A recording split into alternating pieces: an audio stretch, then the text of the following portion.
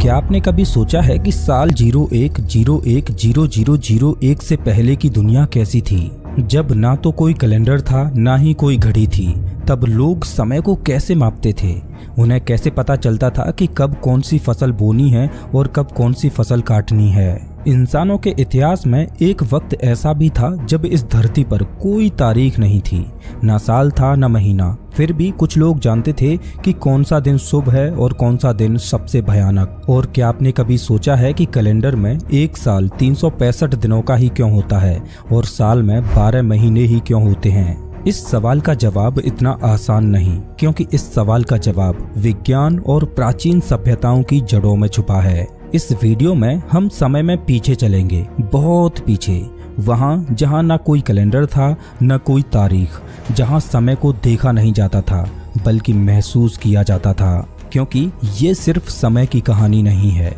ये इंसान की सोच, उसकी कल्पना और उसके अस्तित्व की कहानी है। और एक चेतावनी, इस वीडियो में आप जो कुछ भी जानने वाले हैं वो शायद आपकी आज की समय की सोच को पूरी ज्ञानकों तक किसी के पास उसका पूरा जवाब नहीं है। सवाल ये नहीं है कि इंसान ने घड़ी कब बनाई, सवाल ये है कि जब घड़ी नहीं थी तो तब समय चलता कैसे था। कल्पना कीजिए, आपकी आंख एक ऐसी दुनिया में खुलती हैं जहां कोई तारीख नहीं होती, कोई सोमवार नहीं, कोई नया साल नहीं और ना ही घड़ियां या कैलेंडर। आपको नहीं पता आज कौन सा दिन है या यहाँ तक कि साल कौन सा है। तो आपके लिए वो दुनिया कैसी होगी? आप अपनी यात्रा या कोई मीटिंग कैसे प्लान करोगे? आप अपना जन्मदिन कब मनाओगे? आप नए साल का जश्न कब मनाओगे?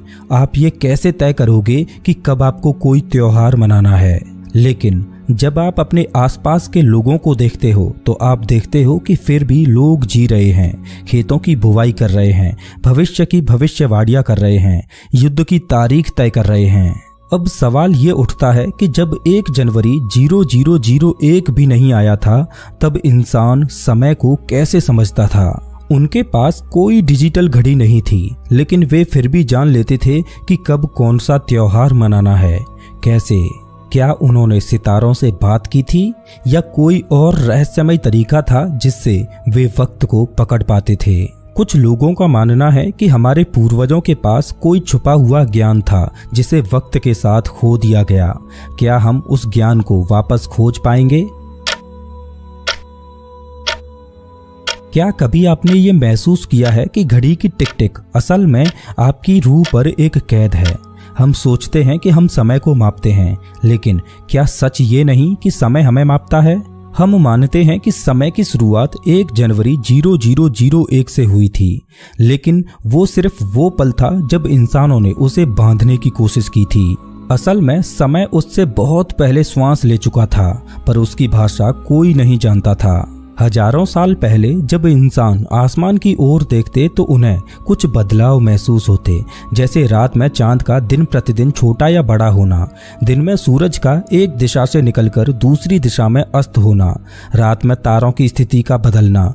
आसमान में होने वाले ये बदलाव कुछ और नहीं बल्कि समय की अनुभूति थे। ऐसा पहली बार था जब उन लोगों ने समय को पहचानने और उसे जानने की कोशिश की थी, लेकिन सवाल ये था कि वो इस वक्त को कैसे बांधें। अब उसे चाहिए था कोई ऐसा तरीका जिससे वो इस वक्त को छू सके, उसे स्थिर कर सके और उसके अनुसार चल सके। और यहीं से शुरुआत हुई इंसान के पहले टाइम मशीन की, जिसे आज हम घड़ी बोलते हैं।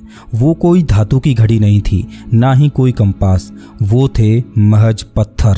आप सोच रहे होंगे कि पत्थर वो कैसे समय को माप सकते हैं, लेकिन इसका जवाब और भी अजीब है। प्राचीन सभ्यताओं ने ऐसे विशाल पत्थरों को खड़ा किया जिन्हें किसी दिशा में नहीं बल्कि सूरज की परछाई के हिसाब से लगाया गया था। हर दिन सूरज अलग कोण से निकलता था और जैसे जैसे दिन बीतते तो पत्थरों की परछाई भी बदलती जाती। लेकिन साल के एक खास दिन वो परछाई ठीक उसी बिंदु पर गिरती थी जिस पर हजारों किलो के वो पत्थर रखे गए थे। आप इसे क्या कहोगे, एक संयोग या किसी रहस्य की कुंजी? ब्रिटेन का स्टोनहेंज दुनिया का सबसे प्रसिद्ध प्राचीन कैलेंडर है जिसके द्वारा उन्होंने समय को मापने की कोशिश की थी। ब्रिटेन की एक खुली जमीन पर खड़े हैं विशाल पत्थर जो एक गोल घेरा बनाए हुए हैं, और वो पत्थर बस यूं ही नहीं रखे गए बल्कि उन्हें बहुत सोच समझ कर रखा गया था। हर साल 21 जून को सूरज ठीक उन्हीं पत्थरों के बीच से निकलता है और 21 दिसंबर को वहीं डूबता है। ये था उनका तरीका मौसम और समय को मापने का। कोई घड़ी नहीं, कोई कैलेंडर नहीं, बस सूरज और पत्थर। साल 2022 की एक स्टडी के मुताबिक स्टोनहेंज में लगे बड़े पत्थर शायद साल के 365 दिनों को दर्शाते हैं, बिल्कुल एकदम हमारे आज के कैलेंडर की तरह। इसमें हर एक पत्थर एक दिन या सप्ताह को दर्शाता है। शायद यही पत्थर उनके लिए समय बताने वाले पहरेदार थे।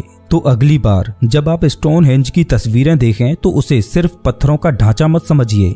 ये एक प्राचीन वैज्ञानिक चमत्कार था, एक अद्भुत कैलेंडर जो समय को पत्थरों में कैद करता था। लेकिन क्या आप जानते हैं कि भारत में भी ऐसे कई स्थान हैं जहां सूर्य के साथ जुड़ा हुआ गणित हजारों साल पहले इस्तेमाल किया गया था।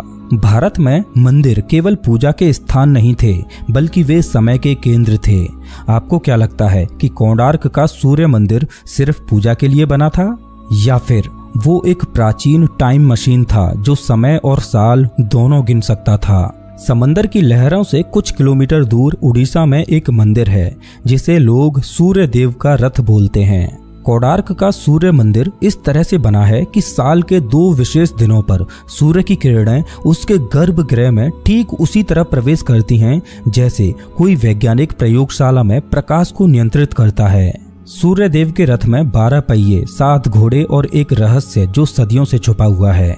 हर पहिया साल के 12 महीनों को दर्शाता है और हर पहिए में 8 तीलियां हैं जो एक दिन के 8 पहरों को बताती हैं। आपको बता दूं कि जिस तरह से आज हम समय को घंटों में मापते हैं, उसी तरह प्राचीन भारत में हमारे पूर्वज समय को पहरों में मापते थे।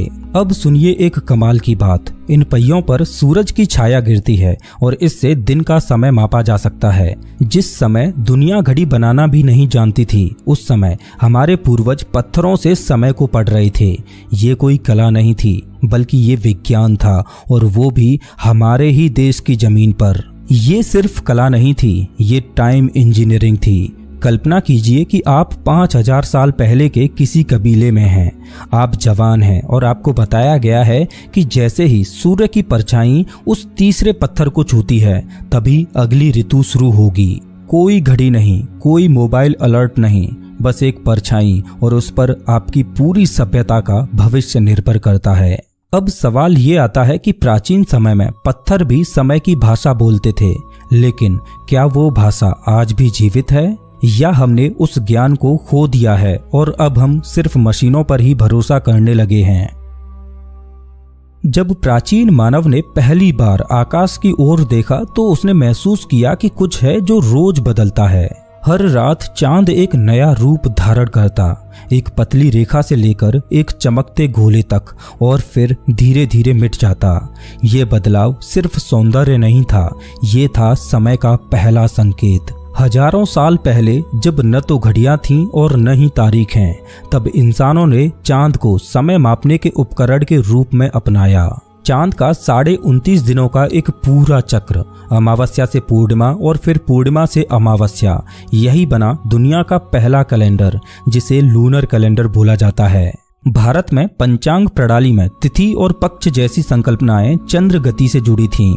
यह कैलेंडर केवल समय की माप नहीं था, यह सामाजिक, धार्मिक और कृषि जीवन का आधार बन गया।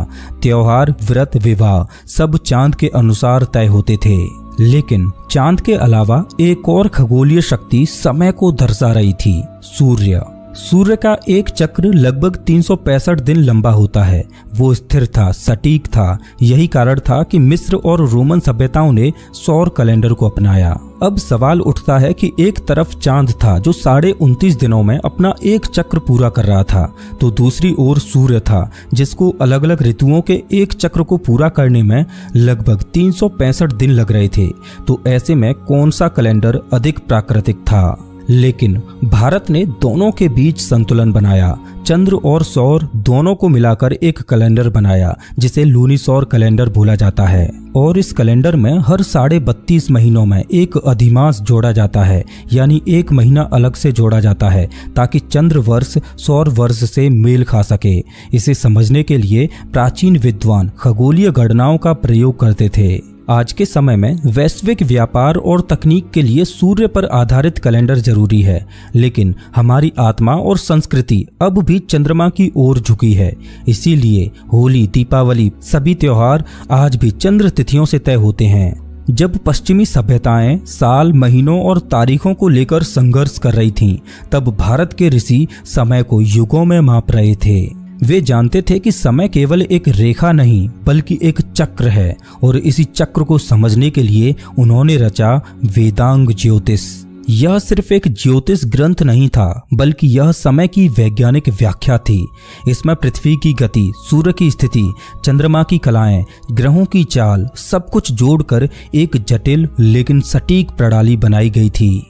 ये गणनाएं इतनी सटीक थीं कि आधुनिक विज्ञान ने भी बाद में इन्हें सत्यापित किया। प्राचीन भारत में ऋषियों ने समय को सिर्फ पल नहीं माना, उन्होंने उसे ऊर्जा का प्रवाह समझा। आज जब हम घड़ी की ओर देखते हैं तो हम एक नंबर देखते हैं, लेकिन जब वे आकाश की ओर देखते थे तो उन्हें एक चक्र दिखता था जो जीवन, मृत्यु और पुनर्जन्म की लय को दर्शाता था।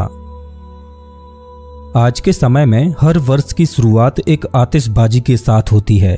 1 जनवरी को हम जश्न मनाते हैं, गिनती करते हैं और मानते हैं कि समय ने एक नया चक्र शुरू किया है, जिसे हम नए साल की शुरुआत बोलते हैं। लेकिन क्या आपने कभी ये सोचा है कि ये तारीख आखिर आई कहाँ से? दरअसल 46 ईसा पूर्व में, यानी 1 जनवरी साल 0001 से 46 साल पहले जूलियस समय का इंतजार कर रहे हैं। अपना टाइम आएगा। दोस्तों, अगर आपको ये वीडियो पसंद आया हो तो इसे लाइक जरूर करें ताकि ऐसे ही और वीडियोज बनाने के लिए मुझे मोटिवेशन मिले।